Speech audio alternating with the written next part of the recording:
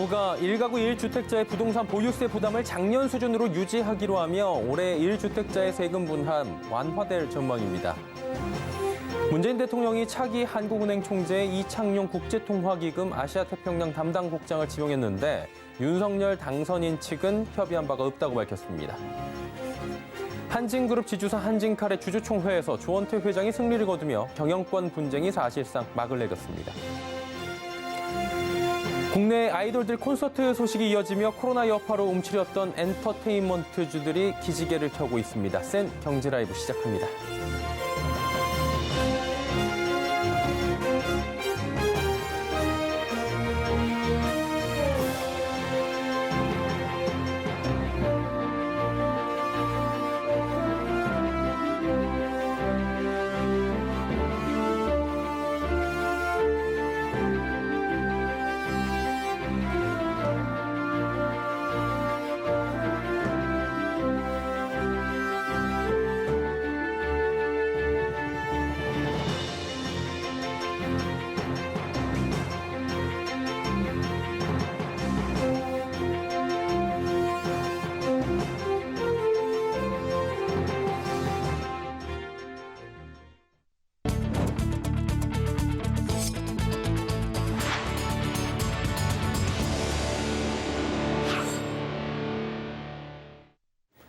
시청자 여러분 안녕하십니까? 센 경제라이브 서정덕입니다.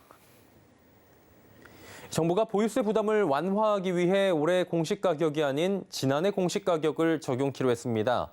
또 고령자는 납부를 유예할 수 있도록 했는데요. 서청석 기자입니다. 올해 전국 평균 공동주택 공시가격 상승률은 17.22%로 집계됐습니다.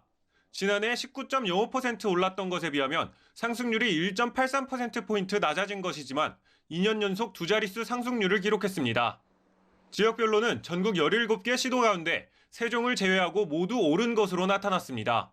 인천이 29.33% 올라 가장 높은 상승률을 보였고 경기 23.20%, 서울 14.22% 등이었습니다. 공시가격이 시세를 반영하는 지표인 현실화율은 지난해보다 1.3%포인트 오른 71.5%였습니다. 정부는 공시가격 급등에 따른 재산세 급등 우려에 대응해 부담 완화 방안도 함께 내놨습니다. 다만 공시가격 현실화 과정에서 1세대 1주택 실소유자들의 부담이 급등해서는 안 된다는 일관된 원칙하에 추가 완화 방안을 마련하여 대응해 왔습니다. 먼저 정부는 올해 재산세와 종부세를 지난해 공시가격을 적용해 산정하기로 했습니다. 이에 따라 1가구 1주택자의 재산세는 지난해보다 늘지 않게 됩니다. 또 정부는 공시가 6억 원 이하 주택 소유자는 올해 재산세가 2020년보다는 낮을 것으로 예상했습니다. 종부세 과세 인원과 총 세액은 지난해 수준으로 유지될 것으로 보입니다. 올해 종부세는 주택 공시가가 11억 원이 넘는 신규 과세 대상에게 과세하지 않기로 했기 때문입니다. 이와 함께 60세 이상 고령자의 종부세 납부 유예 제도도 새롭게 도입합니다. 일정 요건을 충족하면 양도나 증여, 상속 등의 시점까지 종부세 납부 유예가 가능해집니다. 서울경제TV 서청석입니다. 문재인 대통령은 오늘 새 한국은행 총재 후보로 이창용 국제통화기금 IMF 아시아태평양 담당국장을 지명했습니다. 이 후보자는 금융위원회 부위원장과 아시아개발은행 수석 이코노미스트 등을 지냈습니다. 청와대는 이 후보자의 식견과 경험이 물가와 금융시장 안정에 기여할 것으로 기대한다고 밝혔습니다. 청와대는 또 이번 인사에 대해 한국은행 총재직의 공백을 최소화하기 위해 윤석열 당선인 측의 의견을 들어 내정하게 됐다고 설명했습니다. 하지만 윤 당선인 측은 청와대와 협의하거나 또 추천한 바가 없다고 밝히며 양측의 갈등은 계속되고 있습니다. 한진그룹 지주사 한진칼의 주주총회에서 조원태 회장이 압승을 거뒀습니다. 사모펀드 KCGI와 2년 말에 벌인 표 대결이었는데요. 사측이 상정한 안건 모두 통과된 반면에 KCGI의 안건은 모두 부결됐습니다. 문다혜 기자입니다. 2년 만에 표 대결로 관심이 쏠렸던 한진그룹의 지주회사인 한진칼 주주총회는 조원태 회장의 승리로 끝났습니다. 오늘 서울 중구 한진빌딩에서 열린 한진칼 주총에서 KCGI가 제안한 정관 변경과 추천한 사회이사 안건이 모두 부결됐습니다. 서현석 교수의 사회이사 선임 안건은 찬성 25%로 부결됐고 주주총회 전자투표 도입과 이사의 자격 기준 강화 등도 통과하지 못했습니다. 반면 회사 쪽이 낸 주인기 연세대 명예교수와 주순식 전 법무법인 율촌고문의 사회에서 선임 안건은 61%로 가결됐습니다. 류경표 한진칼 사장을 신임 사내이사로 선임하는 안건도 80% 찬성을 받았습니다. 이번 주총은 KCGI의 주주 제한이 이뤄지면서 이목이 쏠렸습니다. 한진그룹 경영권 분쟁이 벌어진 지난 2020년 주총에서 조현아 전 대한항공 부사장과 연합해 조원태 회장 해임을 시도했던 KCGI가 이번 주주 제안으로 2년 만에 표 대결 재연을 예고했기 때문입니다. 이번 주총 결과는 캐스팅 보트인 KDB 산업은행 등이 대한항공과 아시아나항공의 기업 결합을 앞두고 경영권 안정 차원에서 조 회장의 힘을 실어줬기 때문이라는 분석이 지배적입니다. 이번 주총 역시 조원태 회장의 승리로 끝남에 따라 KGCI와의 경영권 분쟁은 막을 내리고 조 회장 체제는 더욱 굳건해질 것으로 관측됩니다. 조 회장은 석태수 한진칼 대표를 통해 올해 경영 방침을 코로나19 위기 극복 지원과 유동성 확보로 정했다며 올해를 글로벌 메가 캐리어로 나아가는 원년으로 삼겠다고 강조했습니다. 서울경제TV 문다입니다.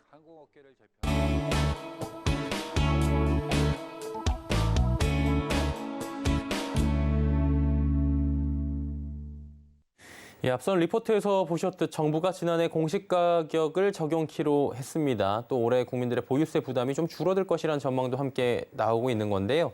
2주택 이상 다주택자들에 대한 세부담은 오히려 증가한다는 지적도 나오고 있는 상황이죠. 자세한 내용 좀 짚어보도록 하겠습니다. 부동산부의 설석용 기자 연결돼 있습니다. 설 기자 나와 있습니까? 네, 안녕하십니까? 예, 정부가 공시가격 동결한다 이런 방침을 오늘 오전에 내놨는데 내용부터 먼저 살펴주시죠.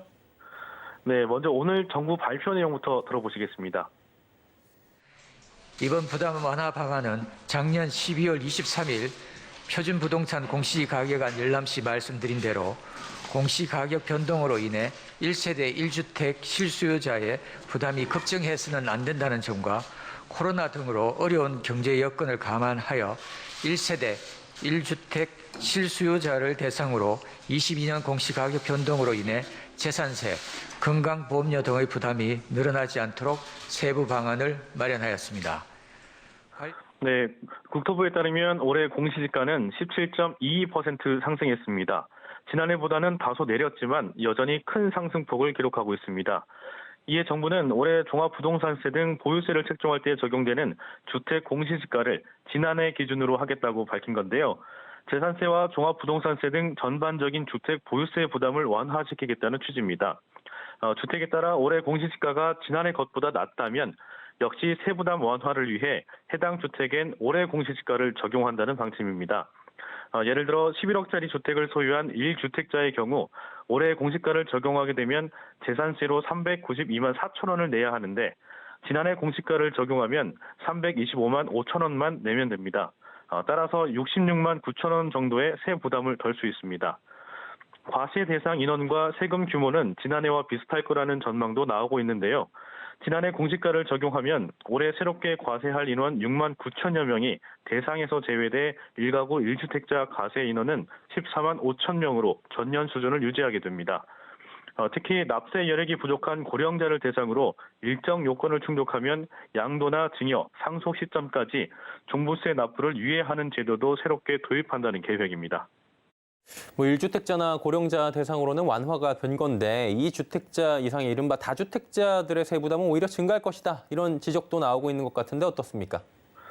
네, 정부가 발표한 공시지가 동결 내용에 따르면 1가구 1주택자들의 보유세 부담 완화는 되지만 2주택자 이상 다주택자들에게는 부담이 증가될 수도 있습니다. 예를 들어 공시가격 4억 원짜리 주택 두 채를 보유하면 합산 공시가격이 8억 원에 그치지만 이번 보유세 완화 대상에서는 제외돼 올해 오른 공시가격을 적용한 세금 증가분을 그대로 부담해야 합니다. 예. 그러다 보니까 집값이 갑자기 상승했던 일부 지역에서도 볼멘 소리가 나올 수 있다는 시장 분위기도 있는 것 같은데요. 이 부분은 또 어떻습니까? 네, 정부가 추진하는 세부담 완화 방침이 1가구 1주택자들을 대상으로 하고 있기 때문에 형평성 논란도 나올 수 있습니다. 또 몇 년 새 집값이 상승하는 요인을 보면 단순한 개발 호재로 갑자기 집값이 뛴 지역들도 있는데요. 이 지역들 중에서는 최근 거품이 빠지면서 가격 하락세로 이어지는 곳들도 많습니다. 업계에선 이런 특수한 사연이 있는 지역들에서 공시가격 관련 정부 방침에 대해 조정을 요청하는 목소리가 커질 수 있다는 우려도 나오고 있습니다. 또 이번 정부 방침은 보유세를 완화하겠다는 특단의 대책인 셈인데요. 장기적 관점에서 봤을 때 당장 올해는 넘기지만 내년에도 또 2021년 공시가를 기준으로 과세할 수는 없기 때문에 관련 세법 개정 등 본질적인 해결책 마련이 필요하다는 지적도 나오고 있습니다. 결국에는 1세대 1주택자 대상으로 전년도에 공시가를 적용해서 과세하겠다라는 거는 또 다른 측면에서 보자면 다주택자들에게는 매도를 유도한 것이다 이렇게 볼 수도 있을 것 같은데 시장 반응은 어떻습니까? 네, 정부는 다주택자가 오는 6월 1일 전까지 주택을 매각해 1가구 1주택자가 된다면 방침대로 작년 공시가를 기준으로 과세한다는 계획입니다. 이에 따라 다주택자들이 물건을 시장에 내놔 물량 증가 효과를 기대할 수 있는 건데요. 시장 반응은 뜨뜻미지근합니다. 종부세뿐만 아니라 양도세 등 거래세 완화도 함께 이루어져야 한다는 시각이 나오고 있습니다. 서울에 있는 용산구랑 강남구의 주택 2채 정도를 보유했을 경우에 주택 가격에 따라서 좀 다르지만 전년도보다 약 8천만 원 이상 정도의 부담이 늘어날 예정이더라고요.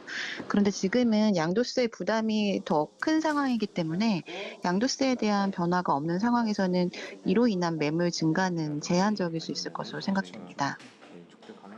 네, 또 매도보다 증여가 유리하다는 과거 시장 분위기가 이어진다면 여전히 시장의 물량 증가 효과를 기대하기는 어렵다는 분석이 나옵니다. 현실적으로 이번 정부 발표 내용은 앞으로 국회와 인수위 등과의 소통을 통해 시장에 적용될 예정이기 때문에 향후 논의 과정을 더 살펴봐야 합니다. 특히 문재인 정부 임기 종료 직전에 내놓은 방침으로 차기 정부에서 어떻게 이어갈지가 관건이 될 전망입니다. 예, 보유세 관련 내용들 살펴봤고요. 부동산부의 설석용 기자였습니다. 고맙습니다. 네, 감사합니다.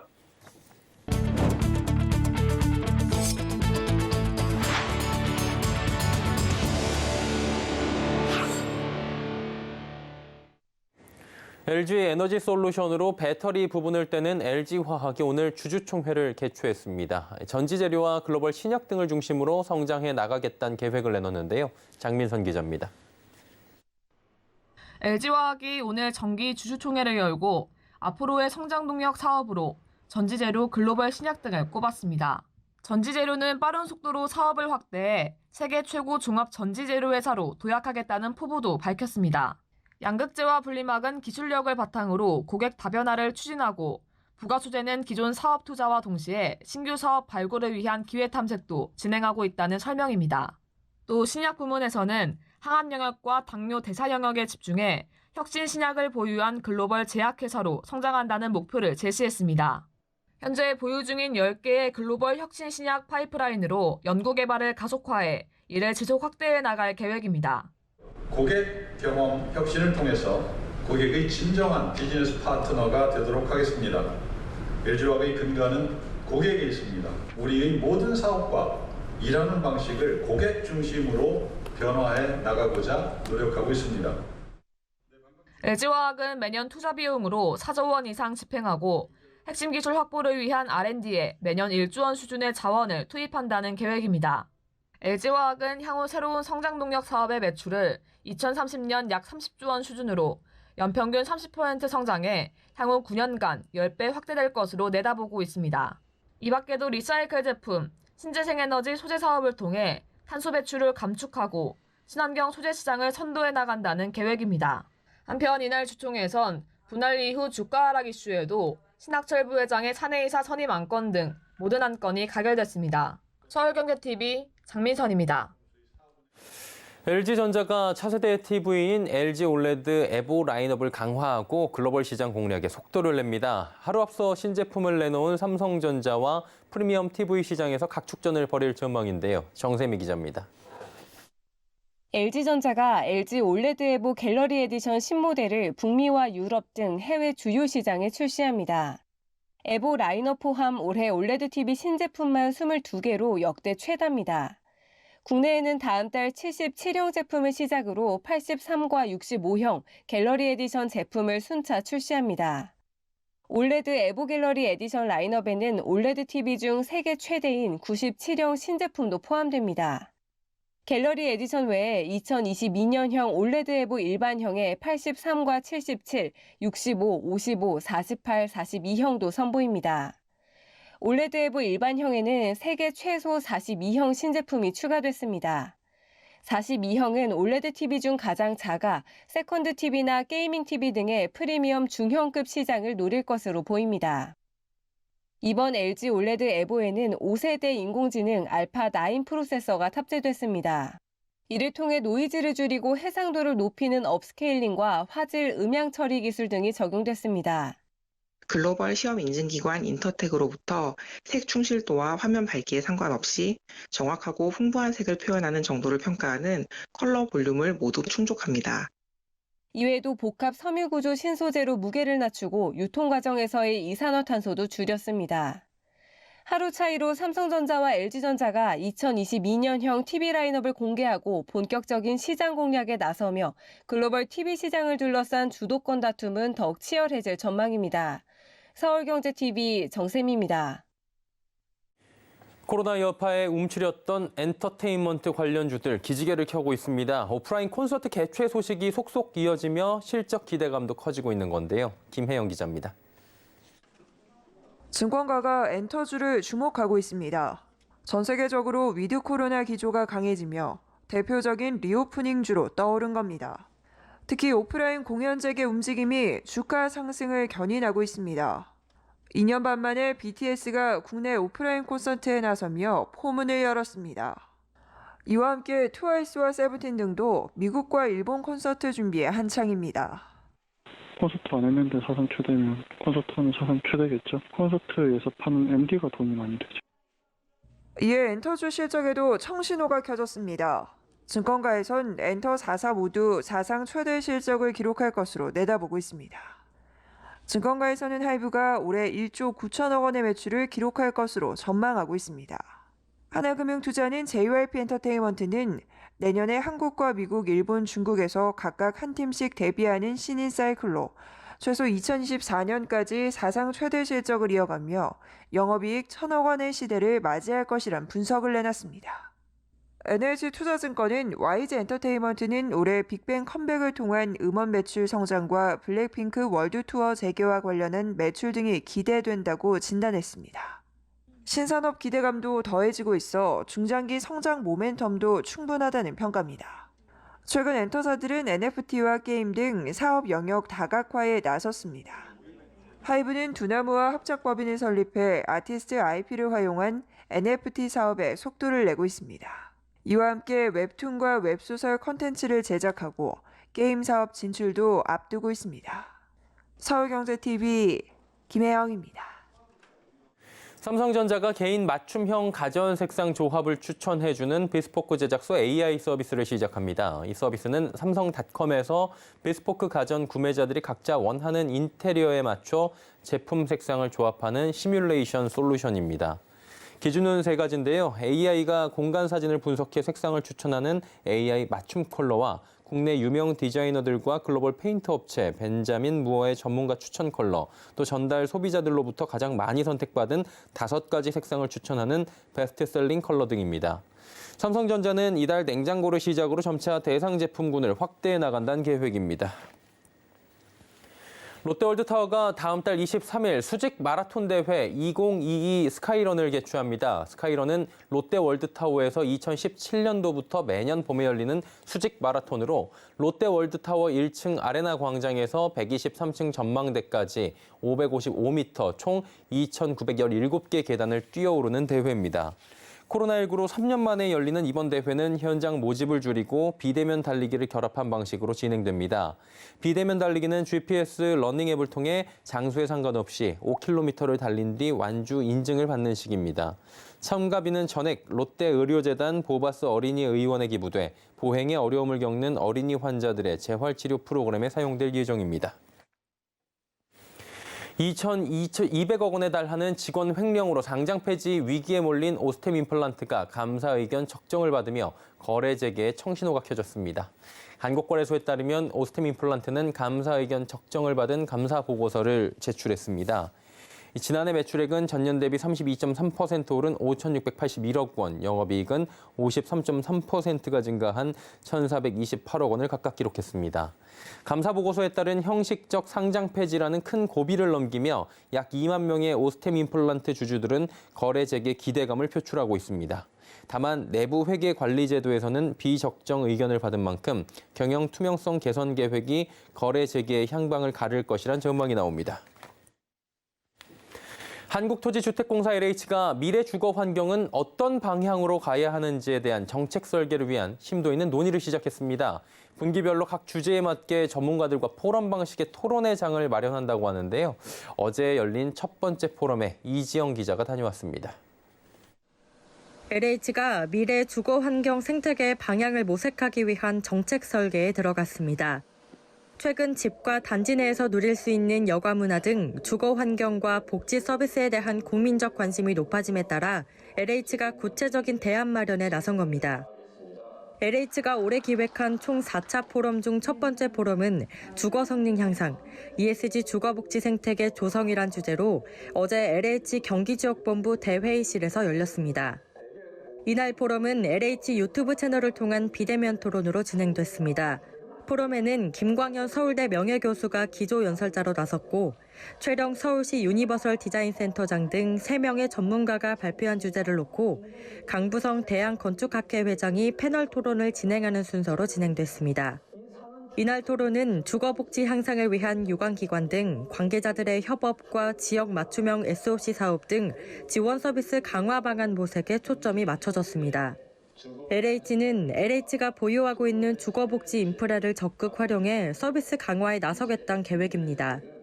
주거 성능 향상, ESG 주거복지 생태계 조성을 주제로 금년 첫 주거복지 미래 포럼에서 임대주택 주거 성능 향상을 위한 개별 사업들이 큰 틀에서 종합적으로 검토되고 유기적으로 연계되어 시너지를 창출할 수 있도록 LH는 앞으로 국민들의 주거복지 향상을 위해 관련 포럼을 정례화하는 등 정책 설계에 만전을 기하겠다는 방침입니다.